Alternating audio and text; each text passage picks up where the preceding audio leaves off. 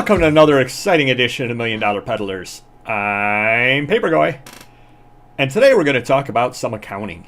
Woohoo! Nothing more exciting than accounting. Love an accountant. It's less taxing. And we're going to talk about spending. And I'm thinking of this kind of came up because of the recent video that I put up where I was talking about goals for the year. And again, I didn't have any, and that's kind of funny. So I spent a lot of time since then thinking things over. And I realized that being a one-man band, selling what I sell, there is, in the short term, an upper limit to what my business can do. I'm selling the number of items that I'm selling between eBay and Amazon. I don't have the exact numbers at this point, but I don't know, 6,500, something or other like that. Amazon is generally a race to the bottom, and the things that I sell on Amazon are slow sellers, and you're getting the price you're getting out of them. So, and as I've said any number of times, I put a lot of junk over there. It is a lot of junk. It's stuff that, somebody's got 10 comic books on their table and there's one good one in there, and I give them $10 for the pile. I sell the one good one over on eBay, and then the other 9 go on Amazon because it's just, they're $4 or $5 comic books, that kind of stuff.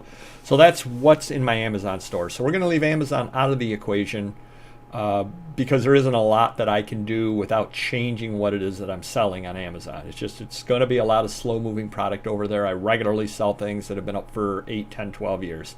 I'll be sitting pretty in 2033 when the stuff I'm listing now sells, but we're going to leave Amazon out. So now let's go over to eBay. My average ticket price, all in, has increased over the last few years. I mean, it's gone from 10 to 12 to 14. I think it's around $16 now, something other like that. I'm pricing things higher now because I'm picking up higher quality stuff. So things are being priced a little bit higher now, but you've still got a lot of stuff. I mean, I've got 15,000 items. If I list a few thousand items, 5,000 items this year, I've still got 10,000 items that were priced using a different pricing structure or that have been in there for years and years and years. And, I might be asking $15 on it because it was listed in 2017, and you go and make me an offer of 10. Yes, I'm taking it. It lowers my average ticket price, but I'm more than happy to get it gone because it's been sitting there for 3, 4, 5 years and nobody has wanted it.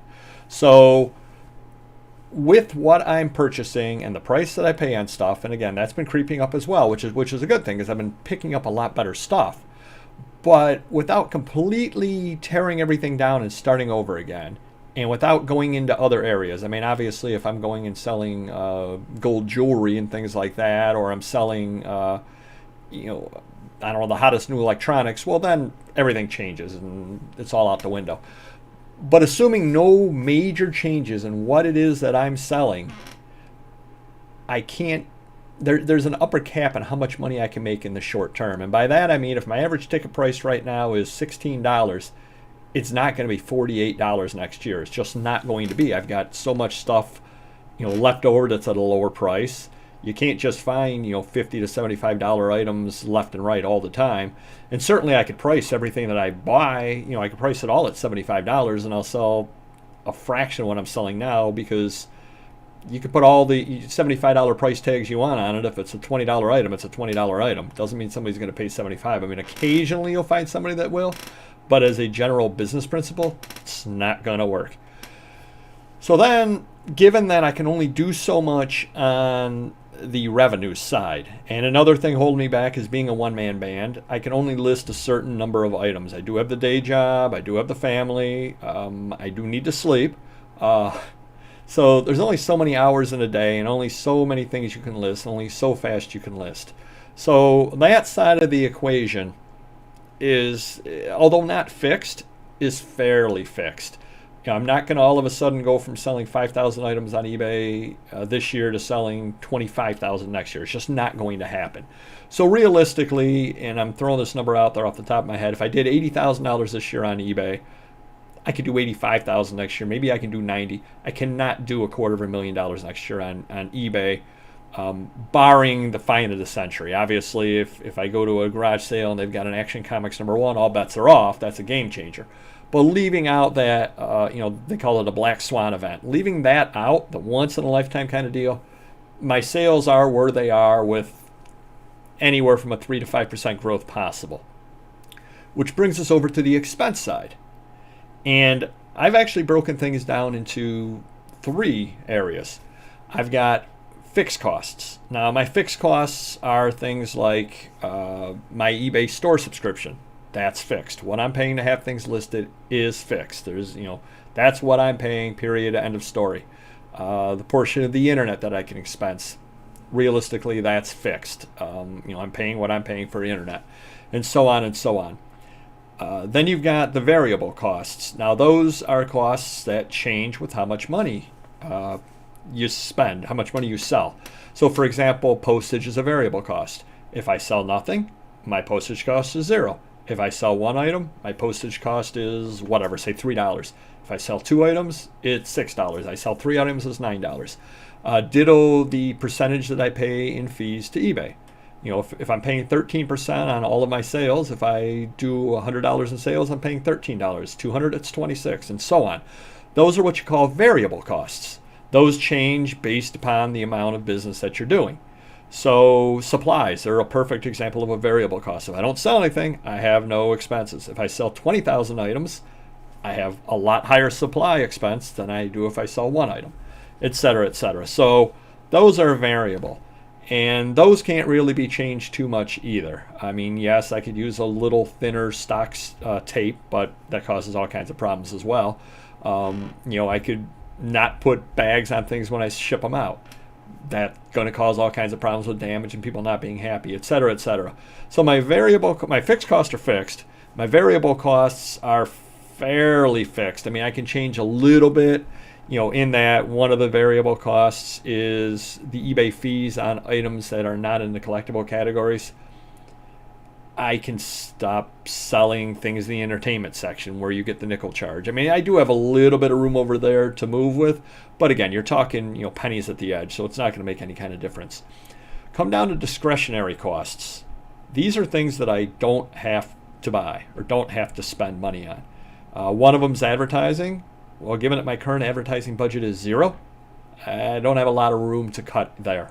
So that comes down to, after having analyzed everything, the only discretionary thing that I see that I can possibly cut back on are purchases and the associated costs with purchases, such as mileage driving out to the purchases, tolls if I have to take the throughway. If it's a big purchase and I do an overnight, or I go to, a big show and I do an overnight, those kind of things are the only area that I can cut back on realistically. That's the only way I can put more money in my pocket at the end of the year, is to cut down on buying. Now, for a lot of people out there, especially if you're starting out, that's not an option. That's not a discretionary expense, because obviously you do need to have stuff in order to sell stuff. As you can see over my shoulders, and this is just a little bit of it, I got a garage full of stuff. I've got a basement with a lot of stuff in it. I've definitely got stuff.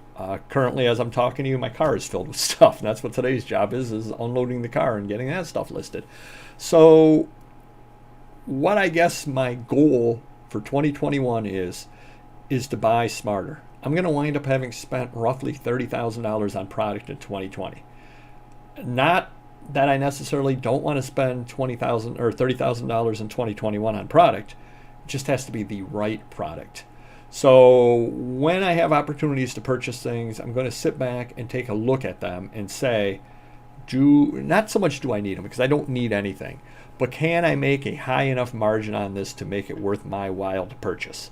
It's going to be a different mindset than one that I've had before. It's kind of come along throughout the years. As I've told you in a past video, at this point on eBay, I've got a $20 minimum that I'll list stuff for. Now, I do offer free shipping, so $20 with shipping is the minimum that I'll list anything for. If it's less than that, I either lot it or I put it on Amazon. So now I need to go back onto the other side of things on purchases, and I need to look at it, and there has to be a minimum, 2 ways to look at it. There has to either be a minimum percentage markup that I can make off the stuff, or it has to be such a high valued item that I'm willing to work off of a lesser amount. And by that I mean, if you've got a graded comic book that I can sell every day for $1,000 and you want $500 on it, and I know that I can sell it tomorrow for $1,000, I absolutely have to buy it, even though the margins are lower than what I want, because I drop $500 today, I sell it for $1,000 tomorrow. I take your expenses out, I made $300 or whatever it is just for being in the right place at the right time. So leave out those few things that you can move immediately.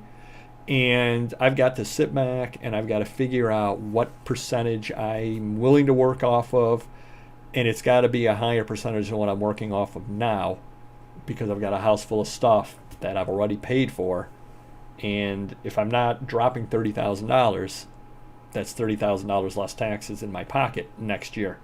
So I guess it's a long-winded way of saying, take a look at your variable, or not your variable costs, take a look at your discretionary costs and see what you can do to cut those down, because barring some kind of a major change or a once-in-a-lifetime getting struck by lightning kind of deal, that's really where you need to make your changes at to make more money in 2021.